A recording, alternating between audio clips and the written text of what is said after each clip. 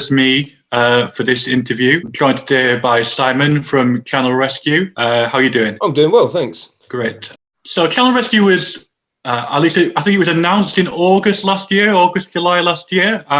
What is it that the organisation does and why was it founded? Channel Rescue. So last summer, there was a huge increase in 2020 of the number of people crossing the Channel to seek asylum in the UK from northern France. And while there wasn't actually a huge increase in the number of people doing that, overall, there was a massive increase in the number of people doing it by sea, largely due to an enormous amount of money having been spent on preventing people getting on lorries in Calais.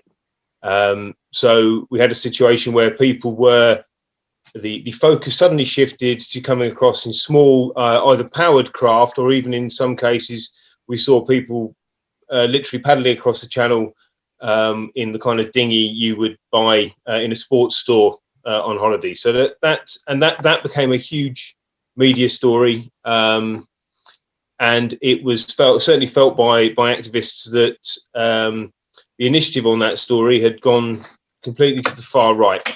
That we had a situation where elements of the far right, from Farage downwards, really, were competing with the Home Secretary to see if he could come up with the most vitriolic statement, and invoking concepts like seaborne invasion and so on and so forth. So, okay, well, we need an initiative here. There is clearly a human rights need. There's huge potential danger in people crossing the Channel like this.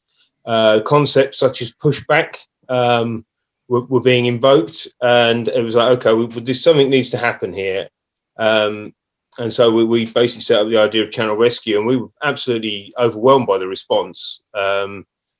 Essentially, an idea kicked about within 24 hours on a crowdfunder, we had nearly £20,000. So it was clearly an initiative that people, I think, had quietly out there been fuming about the way this issue had been framed, and were very quick to put their hands in their pockets and support the initiative of us getting out there and putting a more human face forward on this issue in the Channel.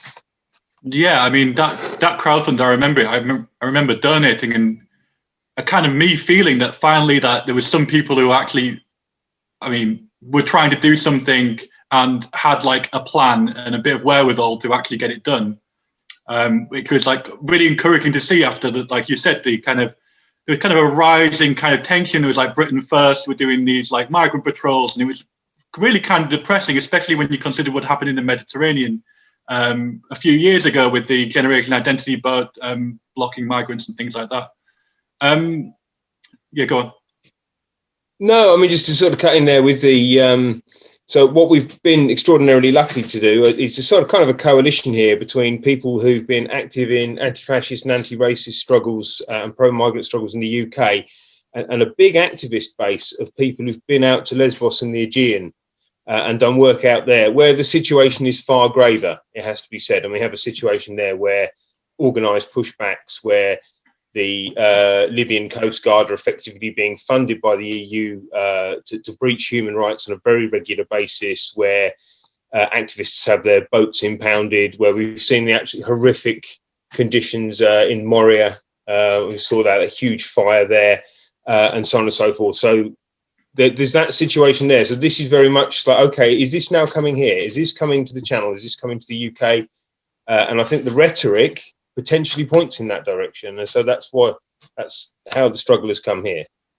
You mentioned this thing about pushback, and I wondered what does that practically mean? Like Home Office pushback? What, like, it seems, speaking as like a human being, it seems almost unthinkable that someone would try and stop people from trying to get to safety in England and the UK. What kind of things are the Home Office doing? At the moment, as far as we can see, at the moment, everyone is playing by the rules, but in the sense that if people make it to UK waters, that they are being towed in by Border Force, more so Border Force now. In the initial stages of this, the RNLI were actually heavily involved, volunteer lifeboat organisation. But more and more now, with the appointment of a specific clandestine channel threat commander and so on and so forth to monitor this situation, we're seeing Border Force in this role. And while we're not actually out at sea at the moment, we are seeing that at the moment we're not seeing the kind of horrors that are happening in the Aegean and the Mediterranean. However, the rhetoric is being ramped up now that the UK is out of the Dublin Accords, which allowed the UK at one point to repatriate people who'd sought asylum here to their first point of safe entry. Thanks to Brexit, we're out of that now, meaning that can't happen. And we're getting this, the idea is being floated in this very Tory kind of way, where it's floated by journalists long before it makes to white paper. We're getting the idea put out there that people should just basically, whether they're within 1 metre of the UK shore, they should be towed back to France and dumped there. And while this, as I say, this isn't happening yet, but the idea is definitely being floated as part of the hostile environment. And that's why we think a human rights monitoring project in the Channel is absolutely vital. Some of the stuff that has been floated out there is really wild, like housing people on Ascension Islands, on oil rigs, this kind of like Australia-style inhumane immigration kind of thing is, personally, I feel like I'm about to go and talk about it. The conditions at the Barracks and the Penally camp as well seem to be an indication of where Priti Patel wants to go if she got away. Like, she's a real extreme woman, and we need to be really concerned about it, in my opinion. Yes, and I think, and what we've got, and I guess one of the things we had hoped to do with the organisation is to interrupt this kind of tango between the far right and the Home Secretary, with this constant ramping up of rhetoric only in one direction. Is to try and pull the conversation back, motivate. It's a well-worn phrase, but to motivate those parts of civil society that aren't UKIP voters, effectively. And say, look, we have a voice. Actually, there's no consensus in the country at the moment that we should be building a hostile environment for these people. And I think often with the weight of the media on side and so, you can often get the impression that the voice saying that we should be offering a humane environment here is tiny and a minority. And actually, I feel that often it's not. And if we can organise to provide that voice and disrupt the consensus that we should be create a hostile environment, a deterrent environment, then we might be able to win this. You kind of raised this already, and it's something I wanted to get to. This idea of the relationship between the government policies and like extra governmental far right activists like Britain First and these other kind of people. I wondered if you could go into this a bit more. Like, it seems like obviously it's not like an official or formal coordination or anything, but it does seem to be like migrants were people being housed in like hotels in cities with lots of support structures near enough to NGOs and charities and things like that and activists. And it feels like the moving to camps in rural areas or like away from cities is a part of that escalation. How do you think the kind of far right activity is fed into this kind of change? I think it did. I think it was quite a successful campaign. Obviously, it was also backed by the tabloids.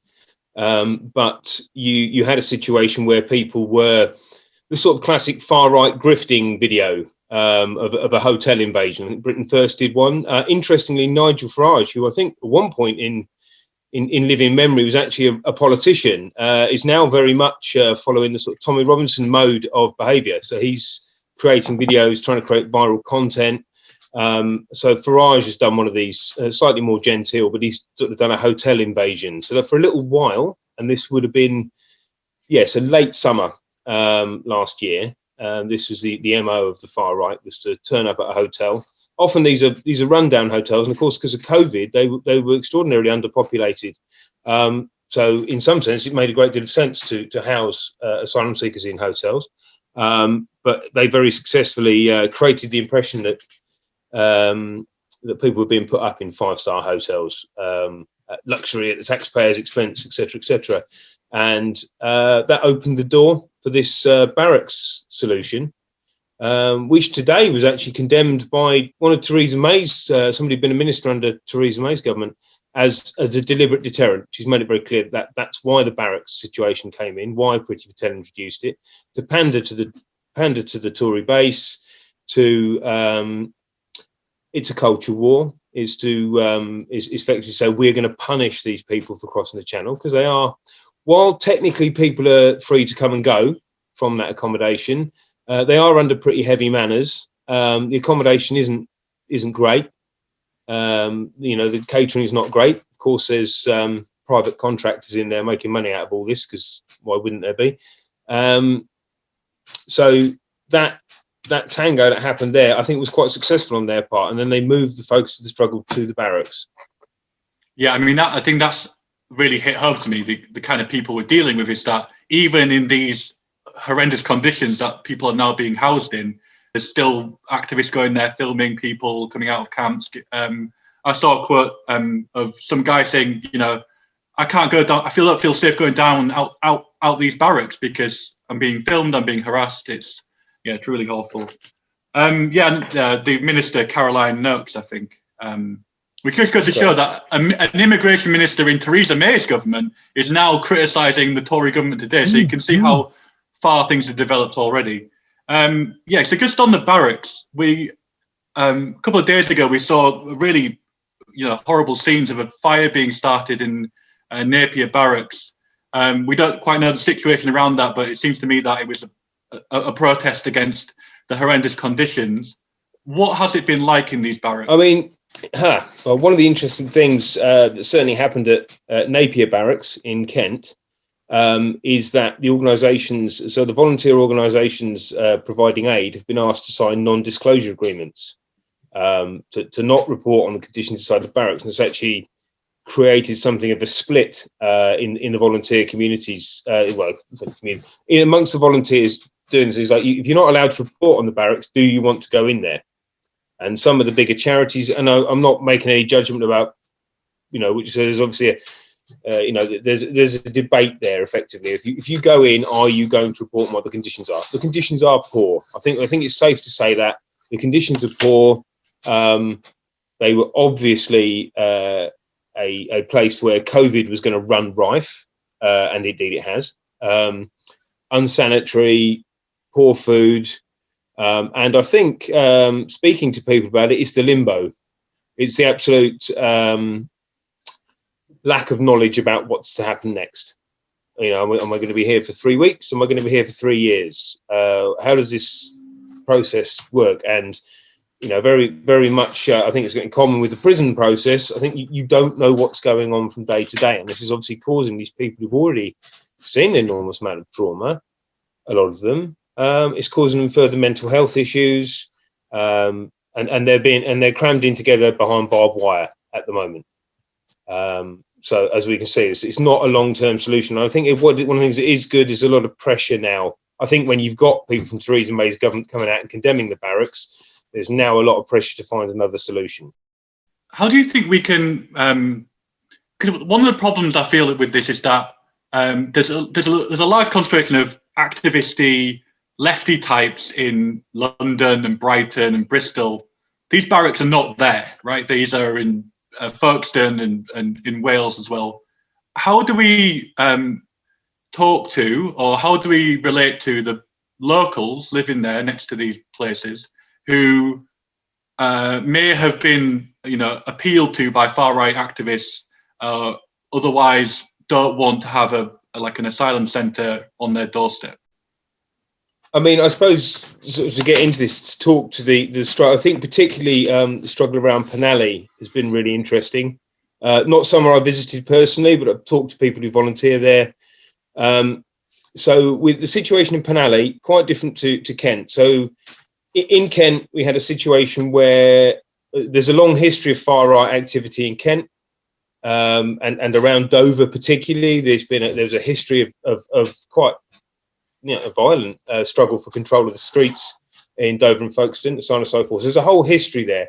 Penally, although has a UKIP assembly member, Neil Hamilton, in the area, not a very small, quite rural setup. Now, in that situation, they basically had it announced 6 days before as a fait accompli that they were going to have a barracks site there.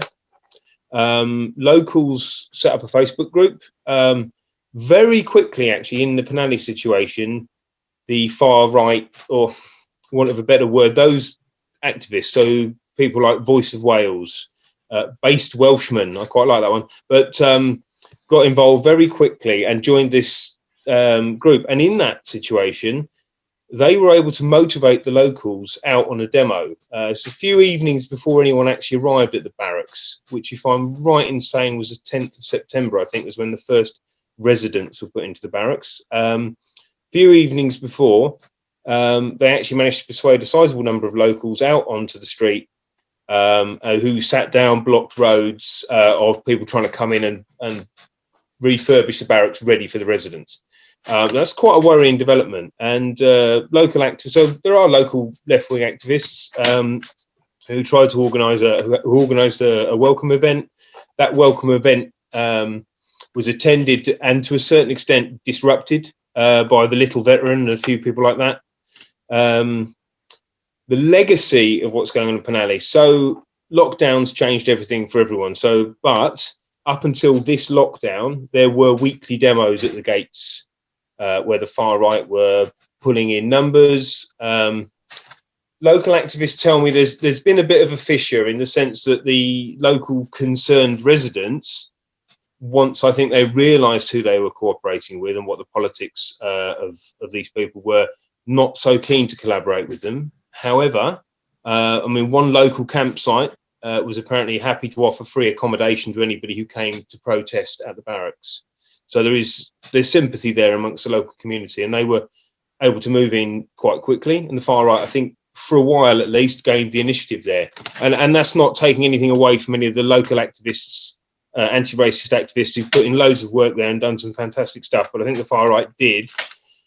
Wary of that in Kent, that similar situation developing, because Napier was announced then a week later. And basically local anti-racist activists there organised a very successful big demo on October 17th, where approximately 300 to 400 people, and I would say a good 80% of those were locals from Folkestone, Dover, Deal sort of area, came out, demonstrated outside the barracks, and the far right had planned to counter-demonstrate it. They did, but they only mustered 27 people. And you can see that they were visibly demoralised by that. And that although there was a continuation of filming mild harassment outside the barracks, it did actually knock them back. The fact that they, I think realised that they weren't speaking for the majority of the people in the area. We should mention that Kent Anti-Racism Network, Kent Refugee Action Network as well, and some various local anti-fascist groups were all involved in that demo. Is that right? Yes. Yeah, absolutely. And I think this is sort of coming back to your earlier point about what can we do? Those of us who are lucky enough to live in lefty strongholds, what can we do? And it's, well, we have to support those people financially, by travelling, on social media. We absolutely, because there are, unfortunately, those people, those left-wing people upon whom this has fallen disproportionately, and that's why it's really important to be organising from outside those areas. And obviously, lockdown has made that a bit more difficult, but soon there will be more vaccine around, less restrictions on travel and stuff like that. But there will still be this situation. And this situation isn't ending anytime soon. So it's really incumbent on anyone who is not in these places to be coming and supporting, I think. Cool. So you mentioned Dover, and there's been a kind of a recent history of like kind of far right mobilisation in Dover. Dover's a particular flashpoint because it's not a left wing area, let's put it that way, and it's on the coast. It's a border town, as it were. What has that history been in the recent years? In recent years, so yes, I think it's interesting what you say about Dover. I think, and it's actually quite similar to Calais in lots of ways. I think it's something quite strange that happens to a town when 90% of the people there are only there to go through it. I mean, Dover. I mean, there's a sort of psychogeography of Dover. as a border town. That's why I think fears of seaborne invasion, I think, resonate with people. I mean, the first thing you notice in Dover is an absolutely massive castle looking out to sea. It's there. It's written into the geography of the place. And so it is. And what happened in Dover, although the sort of the Dover saga in recent years, I think really starting in 2015, around migrants crossing the Channel, coming through the Channel Tunnel, and so on and so forth. We saw pro-refugee and pro-migrant activists being harassed, sometimes being harassed off the streets, having their stalls shut down, and so on and so forth. There was a huge struggle in the area, of course, with Farage running to be the MP of Thanet. There was a big struggle there where we saw far-right activists such as National Front, South East Alliance stewarding his events, with people protesting outside, and that culminated in a series of 4 or 5 events where both fascists and anti-fascists travelled from out of town, and there was a contest, and there was a sort of series of. In the end, I think the biggest contest was January, so quite recently, actually, 5 years ago. Yeah. January the 30th or whatever it was. Saw sort of 5 hours of hand-to-hand fighting through the streets of Dover, and really ended up with, I think, about 60 of the far right getting sent to prison in the end, which did break the back of their movement for a while. But they'd very successfully mobilised around getting hundreds of people down there and made it a flashpoint.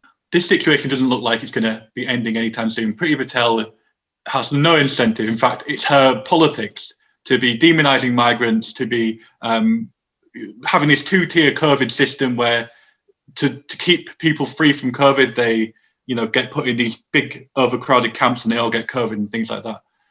In the long term, Channel Rescue is doing this kind of very immediate humanitarian work of saving people from drowning in the channel. Yep. What can we be doing as I'm speaking as anti-fascists now, to in this situation? Because I think oftentimes anti-fascists have this kind of, rightly in many ways, it's very narrowly focused politics. We're here to open up space for other people to do organising, free from harassment from the far right and fascists and stuff, and to work in solidarity with other groups who are harassed by fascists. How does anti-fascism relate to this kind of long-term, broader work? Good question. I mean, I think it's got to be woven into it, warp and weft. I mean, this is an anti-fascist project. It's very difficult. I mean, there is in its very narrow definition, anti-fascism very specifically is about confronting those far-right groups who manifest on the street. And that was the work that was being done in Dover in the history I've just referred to there. This was National Front, call a march, call a demo, we oppose, we disrupt, and so on and so forth. But this new cycle, where we're seeing, as I say, this tango between the government and the far right, the YouTube grifting, the kind of the social influencing model of far right activism. How do we disrupt that? And it is getting in there, creating our own content, trying to shift the debate in our direction. It's more complicated. That's not to say there's not going to be a role for anti-fascism in it. And who knows, come the summer, if the lid, if the lid's lifted off, the vaccine's a success, will lockdown stops. To what extent will we pick up where we left off in 2019? Start seeing large demos again. I mean, this is one of the things that's interesting, is it's impacted on us as much as them. So there's two things that have impacted on their organising in both Penally and Kent have been lockdown and arrests. So they've bailed key organisers away, and they're also using the COVID regulations. The police, this is using the COVID regulations to prevent any kind of demonstrations. Now, at some point, that will cease, we presume, and then I think we will be seeing a clear role for. So I think a role for anti-fascists would be if civil society wants to come out, if church groups want to come out and demonstrate, their support for migrants, a welcome event, then we need to be there to make sure that isn't disrupted, that people aren't intimidated from doing that kind of work. This thing about contestation and influencing, we've talked about before. We write about in our book as well. That's going to come out. In that, it's not enough to be solely deplatforming, of shutting down. We need to be there actively winning people over, arguing, making these really important arguments on the same platforms that they use, like YouTube and Facebook or wherever. So yeah, that's a really, really important point. Yeah, go on. This is on a personal thing, not as channel rescue, but personally, I've always viewed anti-fascism in its very strict sense as holding the ring for the left. We're there to make sure, and it's in a very broad sense, that the left can do its work without being disrupted. That's it. And that's why it can be a coalition of all sorts of different ideologies.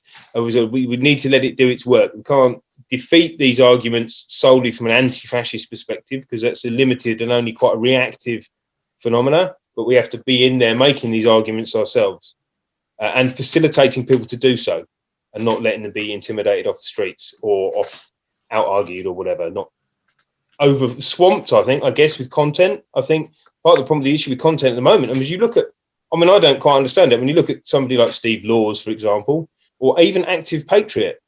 Active Patriot is a tragic case. He really is. He's a man with issues, I think it's fair to say. And he basically spends his life getting thrown out of the same car park in Dover. He sits in the car park, he films a boat coming in, and he sticks it up on Twitter. And then he gets thrown out by police who say, "Oh, hello again," and that's his life. And yeah, he's got like 40,000 subscribers. So how does this work? How can we compete with that? What are we doing in the meantime to galvanise an audience and galvanise a common sense support? What we need is a host of people with no lives and issues of their own to sit in car parks and get thrown out day after day after day and build up a good subscriber base on YouTube. I think that's probably it. I think I know just the people, but okay, so you mentioned this kind of influencer kind of dynamic. One of the kind of main influences in this whole thing has been this guy called The Little Veteran. And he's been involved in this, these kind of anti-migrant campaigning and organising. Can you tell me a little bit about him and what he was doing in September? Nigel Marcham, which is his name, he's a Milton Keynes-based far-right activist. Well, he would claim not to be a far-right activist, but all his stuff is repeated and amplified by the far right. He's very active in the Dover situation, filming himself on the beach and so on and so forth. He's back active again now. He was active in Penally as well. And only yesterday and the day before, he started releasing videos of himself outside the barracks and outside hotels where people have been moved from the barracks due to COVID. Now, he did call a demonstration in Dover on the 5th of September, which I think he said was the most important call out for patriots since World War II. I think it was the strap line for it. And it, I think it was an interesting one in the sense that he did manage to call out about 130, 140 of his followers, but lots of other far-right organisations also said they were going to be there and do autonomous actions. So he actually summoned up sort of various people calling themselves Combat 18 or the Chelsea Headhunters or Pie and Mash to come to Dover for that. In the event, it was, as you might expect, massively policed. He was arrested, and the thing, I think possibly, so I think we're going to see a repeat of that again. I think in some senses, from his point of view, that was actually, despite his arrest, quite successful. So I can see that return. And again, we see this model of that becoming the YouTube video and creating this sort of cycle. It's definitely something we need to keep an eye out, especially because we haven't really talked about this much on the podcast, but anti-fascism is in a bit of a weird place in the UK right now, and we need to start thinking about how we can rebuild and reorientate ourselves to the new situation. Yep. All right, I got a couple more quick questions, and this has been a really good interview. Labour, I'm not going to go into it too much, but I feel like since Keir Starmer's took over, they've kind of returned to the old Edstone days of, migration mugs and a kind of aping the Tory rhetoric. The recent campaign has been closing borders. How do we kind of accommodate that? Because there's a bunch of people in the Labour Party who are good people, who are wanting to do work. At the same time, we need to be criticising this, I think. I think a lot of us joined in the Corbyn thing. It was worth a shot. That's my personal point of view. Again, worth a shot. That hasn't transpired. I mean, I think the struggle is outside the Labour Party now. Personally, but I don't know. Who can see all ends? Who knows where this will end up? Yes, it is extraordinarily disappointing to sit there now and watch Keir Starmer followed around by Union Jack as his rather forlorn attempt to win back the Red Wall or whatever it is he's trying to do. Yes, and they are back to that. They think they are dancing to this tune, and I think it's a real shame, because I do think when you do these initiatives, you realise that isn't the common sense at all. I think possibly if you're isolated in the Westminster bubble and you read the papers and that's your contact with reality, you might well think that 80% of the country are raving bigots. They're not. And so, yeah, it's very disappointing to see that ground ceded so easily and so quickly. And I think it will bite them. I personally don't think the left can follow. You can't do it better than them. This is their native terrain.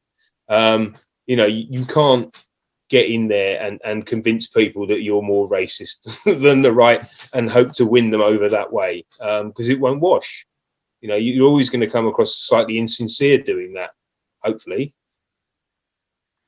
I agree. And I feel like also Tories being in government, they can actually do stuff and do the racist stuff. And people say, oh, you're doing the racist stuff. I like the racist stuff. I'll vote for you. Whereas Labour's just saying it. Yeah. Finally, how can people get involved with Channel Rescue? Where can they go if they want to find out more about what you're doing? And how has lockdown